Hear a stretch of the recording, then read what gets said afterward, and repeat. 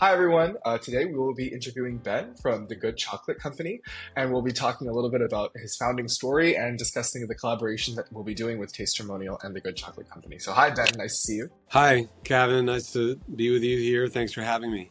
Of course, perfect. So, tell us a little bit more about the Good Chocolate. How did the company come about? Tell us a little bit about your story. Yeah, well, for those that don't know, the Good Chocolate is San Francisco's first and only zero sugar chocolate company. We're based in the southeastern part of the city in Viz Valley. We have our own manufacturing chocolate confectionery facility, and we've been making chocolate here since 2018. And our chocolates are zero sugar. So that means we don't use sugar, sucrose, honey, date sugar, anything that has glucose or fructose in it. We do make chocolate without sugar, but it is sweet. So we're using low to no calorie plant-based sweeteners. Our products, we have chocolate bars that look like a regular chocolate bar on the shelf. They have a third less calories. Each bar actually has one net carb. So for people who are counting carbs, it's really low carb. It's actually the lowest carb chocolate on the market. We also have a smaller size, little squares. And what's unique is, it's really delicious and healthy chocolate, which is hard. Usually you don't hear those two words together when you're talking about chocolate. We are in about 500 stores around the country. We sell online. We're working to get into some of the bigger retail chains like Whole Foods and Safeway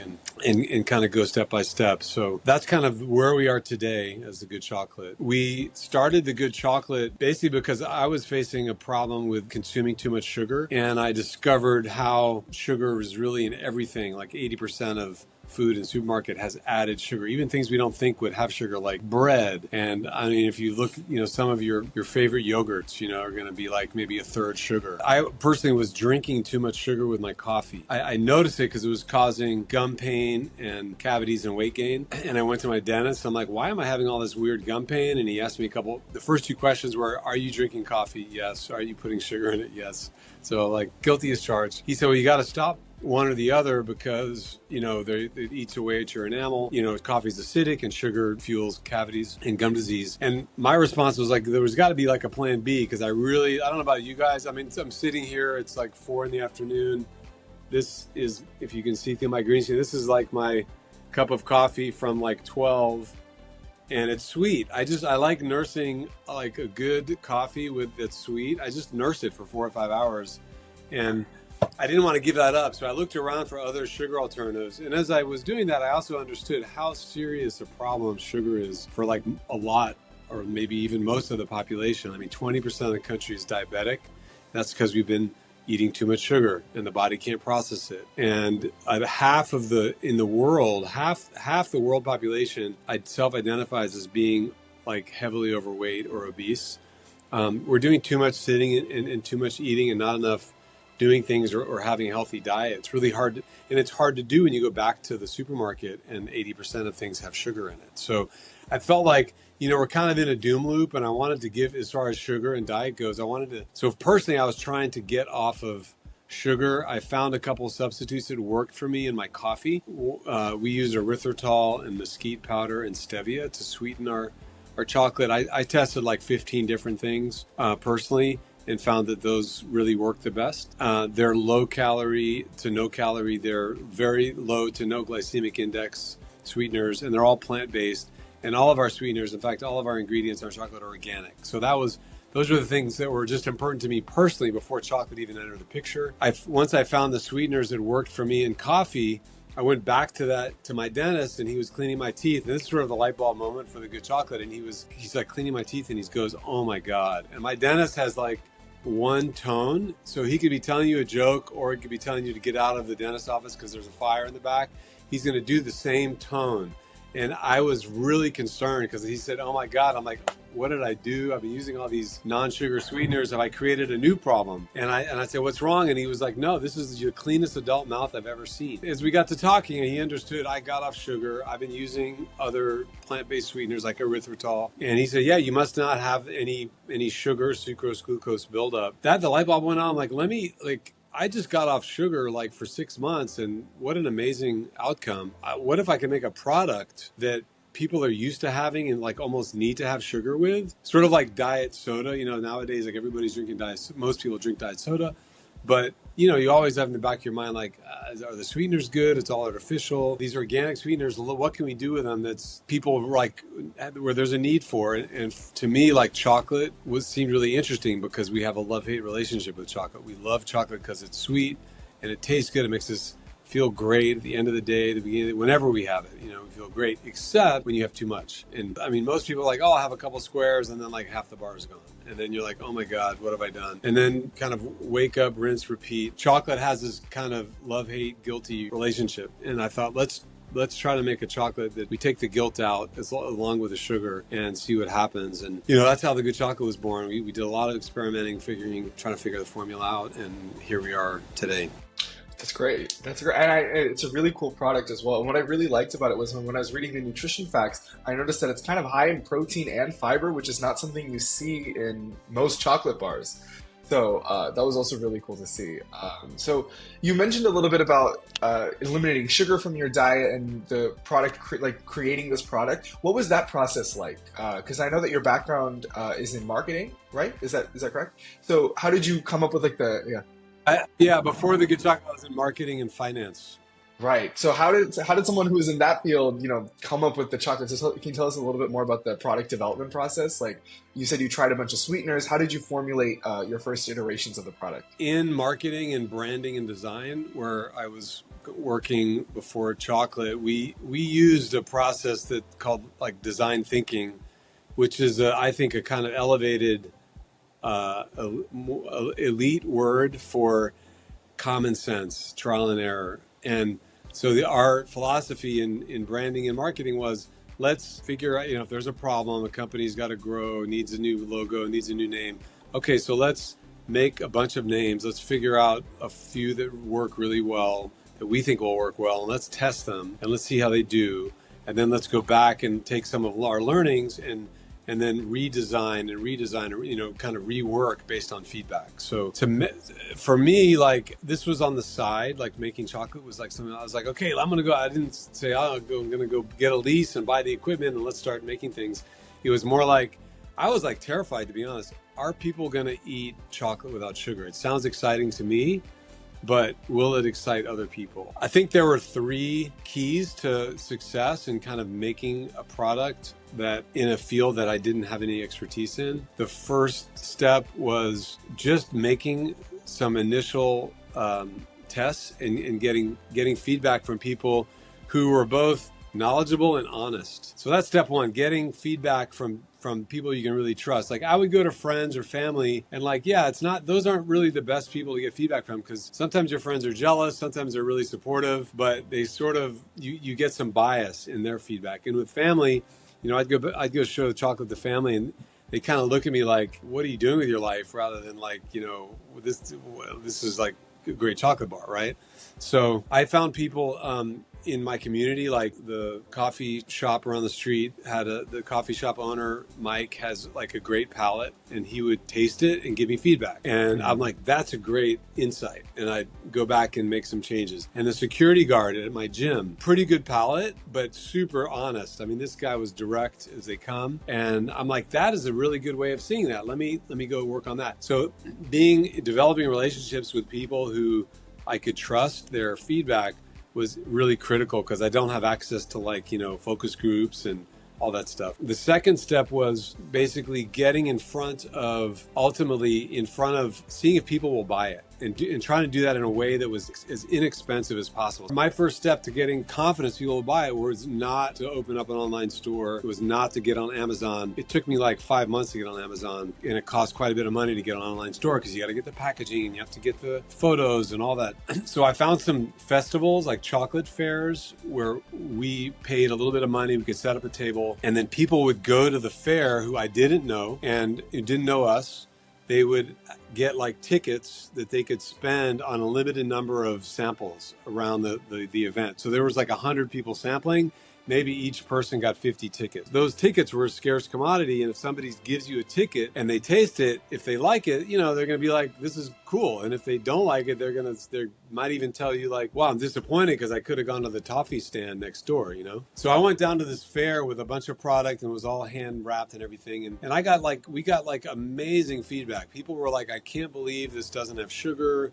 I still have videos from this thing. It's like, that was so, that just, I can't tell you, when you're working kind of working in the background, you can't really trust your everyday friends and family. Are kind of like, is it going to work? Are they just being nice? Are they being too critical? And then, but when you get in front of people that are actually shopping and you get honest reactions, that's as good as gold. And then the third step was finally like, at that point I went out and found an expert in chocolate who had worked at Mars. He was like a scientist, not a marketing person, but like a scientist. Because at that point I wanted to say, hey, what can we do to make this a little bit better? Like, how do we go from 90% to 99% kind of product perfection? And I asked around and found somebody that was really reasonable. I think he charged me like $150 for an hour of, I sent him a bunch of samples. He tasted them. We talked for an hour.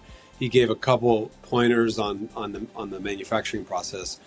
And at that point, we were good to go. And then we just had to figure out how are we going to brand it? How are we going to package it? And then I was really confident to kind of invest that time and money to get online and start selling online and go around the store and have a product I could go put in some stores and local coffee shops and get the ball rolling. So those were the keys to our early motivation and success in developing a product. Nice. So you were just, the first initial feedback process was, getting those trusted people around you. Like you mentioned, the coffee shop owner, the security guard. That's a great way to get feedback when you don't have access to a bunch of people. Were there any, like when you went to that fair or when you told people that this is sugar-free chocolate, were there any misconceptions that you ran into, especially when marketing it to a larger audience? What are some things that did people have like any apprehensions, or what did you run into when you were first putting it out there?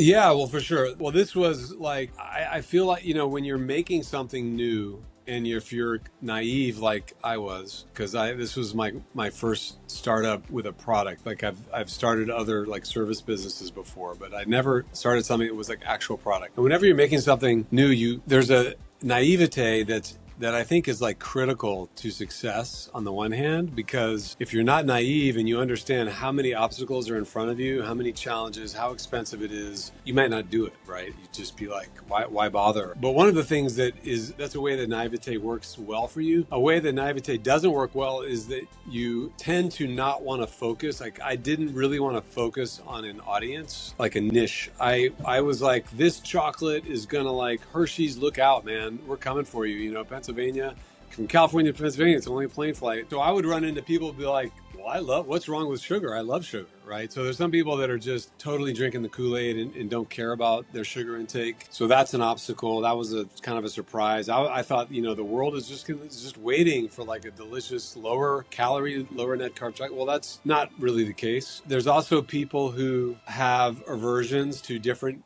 ingredients. So for example, we use 3 sweeteners. We use erythritol, mesquite powder, and stevia. In the early days, stevia tastes bad when you drink it with coffee. If you haven't tried this at home, you want to play a prank on your friend or partner, just go put a green packet of stevia in their coffee and they're going to hate you for like a day, or at least until you get them a new one. Because it's very bitter and it has a bitter aftertaste. And unless you have something like cottage cheese or something with a lot of starch that will cover up some of that aftertaste, it really tastes bad. So stevia has a really bad reputation in people's mouths and minds. And so when people in the beginning are like, I don't like stevia. And it's like, yeah, I don't like stevia either, but this doesn't taste like stevia. So just try it. But that's an obstacle, because then you got to get over that initial skepticism. And other challenges are like, people think like, if it's not sugar, then it must be artificial. Like, you're using all artificial sweeteners. It's like, no, these are all organic, certified sweeteners, super clean, super healthy. So that's a challenge. And then recently, like about a year and a half ago, there was a very preliminary study. Like erythritol has been sort of the gold standard of sweeteners for a long time. And stevia is very intensely sweet. Erythritol is more of like a 1-to-1 sugar replacement and behaves in a lot of ways like sugar. So there was a study that came out that it raises some questions about like erythritol's effect on, on our blood and like whether it contributes to cardiovascular issues or not. There's like zero evidence that it actually does, but there's some correlations that need to be investigated. But this then, was all over the news. It was really, it got a lot of really bad press. So then, then you got to answer that, hey, well, why are you using the sweetener? It's like, if it's bad for you, Well, first of all, it's not bad for you. It's, you got to educate. So one of the big challenges of introducing something that, like a product that challenges people's conventional notions and just things where common sense notions is there's going to be concerns about like, well, is it, if it's different, it must be something wrong with it. Like, why have they been using sugar this whole time and not these other things, right? Or there's always going to be, there's like so much science that shows that too much sugar consumption causes all kinds of terrible diseases. Way more. I mean, I can stack it up in like a library behind me. There's 2 articles that suggest there may be a correlation between one of our sweeteners and cardiovascular issues. It's just completely. It's like a seesaw. If it was a seesaw, the sugar is like way outweighing the negative evidence about sugar outweighs the negative evidence about erythritol, but it's top of mind. So that, as a founder, I want to help people. That's why we're making zero sugar chocolate. So it's scary when all of a sudden there's like some kind of piece of bad news. And we've done our homework. We're really confident in the safety of erythritol and our other sweeteners, especially when compared to sugar, but even standalone. So at the end of the day, it's just market feedback, and you just have to learn how to anticipate objections in the branding, in the marketing, so that you kind of know what people are going to be hesitant about, and you can help them with, like logos or an explanation on your website or an explanation on in the back of our chocolates, we say that erythritol doesn't, spike blood glucose. Which is relevant for our discussion around Tastermonial. The objections, at the end of the day, they're good. You want to get them out quickly so you can bake it into your marketing and your brand. Right, exactly. I appreciate how much research you've done on the topics to really know what's in your product. I think that's really cool on your end when you're looking at research articles and you're seeing the information out there. And you're totally right.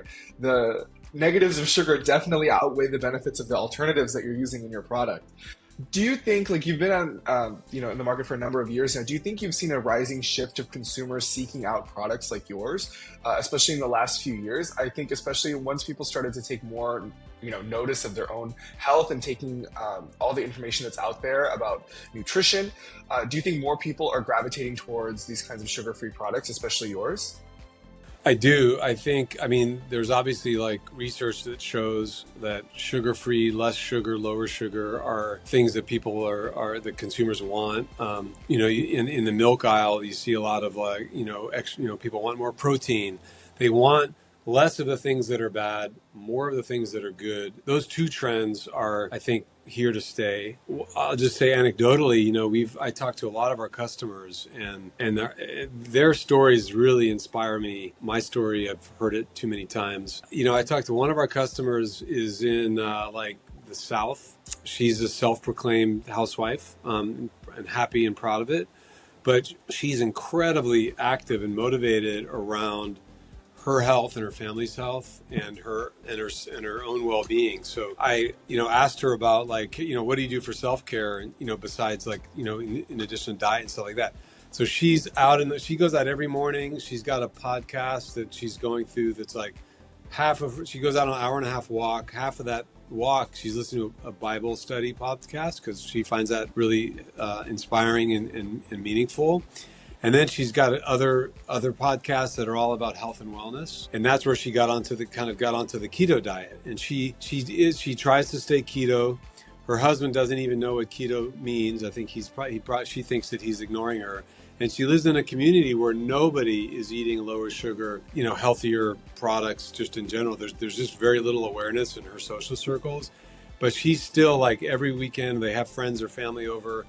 They'll do a barbecue and she'll have very healthy options that she likes to give to people who don't ask for it. But if they like it, then that's an opportunity for her it's kind of a teachable moment.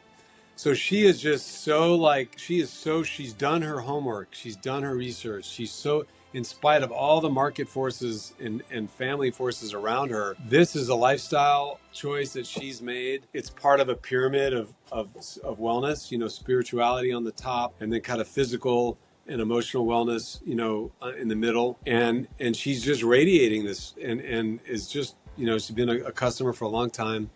And those are I think that's the kind of, we're just living in a world now where people are really mistrustful of institutions and mistrustful of big corporations, and they are taking their own life into their own hands. And I think, we're seeing just, more and more of this. Just one other quick anecdote. Another customer, very well educated insurance sales broker in the Midwest, and she got onto a healthy diet and lower sugar, not because she's got diabetes or not because, she's got a health issue herself. She's like the primary caregiver for her parents who live in the same community, and her parents are experiencing like kind of, end of life issues like dementia. And it really breaks her heart to see that. And she knows that they had really unhealthy diets, like growing up and in adulthood, and they were smoking and sort of doing all the things that advertising said you should and can do to be on the in crowd and to enjoy life. And she's seeing that doesn't really pay dividends in the long run. So she got really serious about her own and her family's own health and wellness, and is like just really actively seeking out better food, better lifestyle habits. And that kind of behavior really gives me optimism that this isn't just like a fad. Getting, the keto diet may not be for everybody, but lower sugar is. And that to me is where the kind of we as a brand need to meet our customers, is where we're offering them a choice, an option that will help them in their lifestyle choices, because it's a challenge to find things that are good for you and taste good.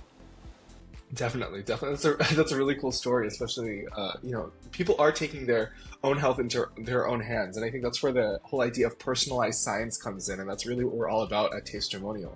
So what are you looking forward to with this collaboration, especially with our Tastermonial customers who are seeing your product maybe for the first time?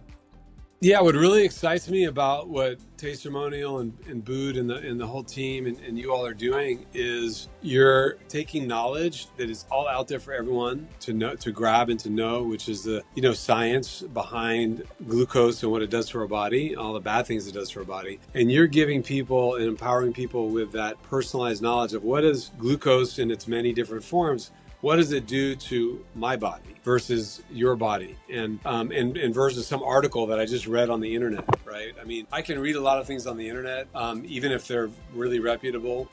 It sometimes doesn't feel very actionable or important unless I understand how it translates to my life. So I really feel like Tastermonial is on the cutting edge of helping, empowering people to know how is sugar impacting them, and more importantly, how can they be preventative? How can we be proactive about managing our food choices and our diet and our lifestyle, so that we are helping our bodies help us lead longer, more active, prosperous life, rather than being reactive. Because I think right now where we are with science is, I think sugar and diabetes is horrible, but until I go till my doctor says, "Hey Ben, it looks like your blood work numbers are looking pretty bad, and you've got pre-diabetes. Let's go talk to the dietitian."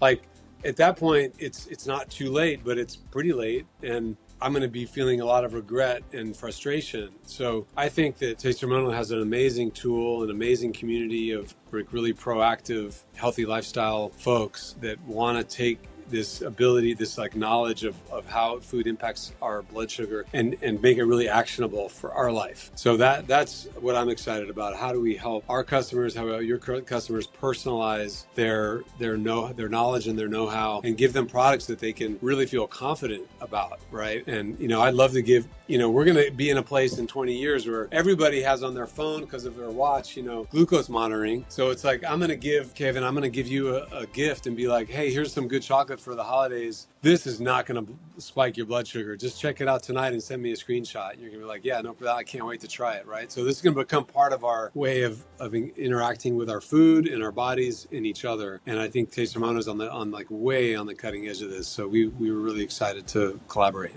Yes, and so are we. Definitely being proactive is about taking steps to prevent these kinds of metabolic diseases and all sorts of issues with the excessive consumption of sugar, and finding products in different things like the good chocolate really contribute to that as well. So, are there any new products or flavors? Because there's a lot of really great flavors on your website. I was taking a look through them. Are there any new products or flavors in the pipeline you're excited about, or do you have a favorite yourself that you want to like plug? Yeah, so we've got well right now. So we've our latest new flavors are we have a really great coffee selection. We've got a coffee and milk chocolate and a coffee and dark chocolate. There we go. It's flickering. So these are delicious. They've got about a gram of finely ground Ethiopian coffee beans. We partnered with Maria Emmerich, who's a really well-known keto coach. Right. I collaborated with her on the recipe. So that's delicious. If you have a sweet tooth, we've got all of our milk chocolates are really creamy and sweet. We also have a coconut milk version called Double Crunch that's got a lot of fun things inside. We got cocoa nibs. We have things we call crispy crystals, which are sweet, sugary without the sugar, little like birthday cake sprinkles. And that's really sweet. Then we've got like your traditional Himalayan salted almond, where you're kind of balancing the sweet with something a little bit savory. A coconut turmeric is a really nice savory balancer because the turmeric is a really interesting, like an umami kind of flavor on the palate. In the pipeline, yeah, we do have some interesting things coming up for next year. We're working with corn nuts and chocolate, which is a pretty exciting combination, and a few more surprises. So that's what's on deck. We'll stay tuned for sure. And what an eclectic mix of flavors. I like how it kind of went all around the world there with your flavor selection. Thank you. The Good Chocolate is really excited to be included in the glucose experiment box by Tastermonial. We're going to be food products that go in the box and are going to be sent out to anybody who's interested in trying the Good Chocolate. And you can test in real time your glucose blood sugar level as you're eating over a couple hours. We're pretty confident that blood glucose levels are going to stay pretty flat. We've done this kind of testing before, but it's always a pleasure to be challenged and kind of put our money where our mouth is. So, being a zero sugar chocolate, people expect that it's not going to give them a sugar high or a sugar crash. It's always exciting to be on this cutting edge where customers and people who want to experience for themselves see the proof of what is my blood glucose after eating chocolate and after eating other things. How does my blood glucose behave? It gives you all a lot of confidence in how your bodies are reacting to food, and it gives brands like us get a little more knowledge and confidence about how our food is reacting with customers' bodies. Because scientifically, there's nothing sexy marketing wise about that, but that's for us a fundamental claim that the Good Chocolate is a healthier option, and we're really we're confident, but we're really excited to let more customers and people who are interested in monitoring their personal blood glucose put us up to the test. Exactly. And there's probably lots of people who are ready, who are maybe waiting to find the perfect chocolate replacement that they could find to get to satisfy their craving for it and also give them the proper glycemic response. So we're eager to see it as well. We'll see you on your glucose monitor. Hopefully it's going to be like a 0.